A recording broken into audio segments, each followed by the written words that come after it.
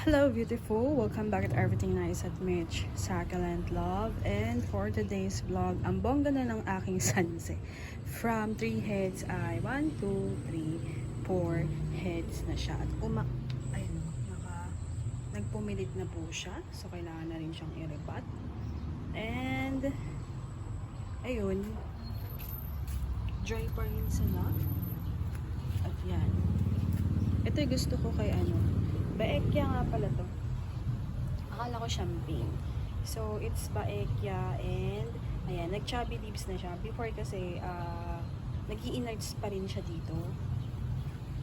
And then, we have yung ating variegated na Tinkerbell. Ganda niya. Tapos, namatay pala yung aking Bennett. Yeah, sadly. So, yung pine rose natin, medyo nai-stress. Nawala kasi stress niya. So, gusto kong palitan yung kanilang mga pwesto, but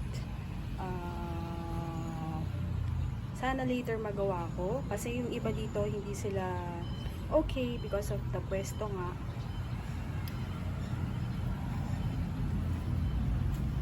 So, yun, si Sang A, tsaka si, I forgot the name. So, mukhang hindi happy dito si Kante. And ito, na-stress na natin siya. Nag-pink na yung kanyang tips. And then, si Ariel times Lawi, na-stress na to last time. Nagdilig kasi ko ulit. Makikita nyo naman kay Akadama, basa pa siya. Ayan. So, medyo nawala yung pagka-stress niya. So, sayang. Dapat pala, binidyo ko na nun. So, ang ganda ng pagka-stress niya. So, isa yan sa mga hinihintay ko ma-stress. Ayan. So, ito, ang ganda pa rin talaga nito. Si ruby necklace. And then, yung ating powder pop. Ayan.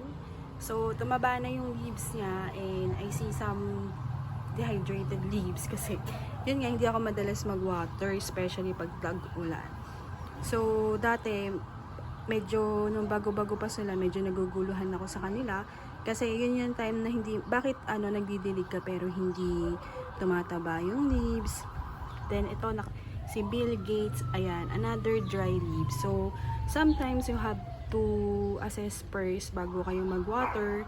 Lalo na kapag kabagong tanim nyo pa lang or ilang buwan pa lang sila.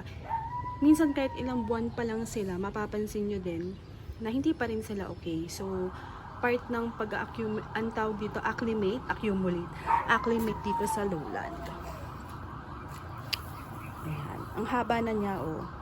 Ang ito, mabait to, si Lady Finger. Ayan, oh. Nagtra-trail siya, so maganda siyang pang hanging pot. Ayer. So, yun, babaguhin ko yung kanilang location because some of them are not okay.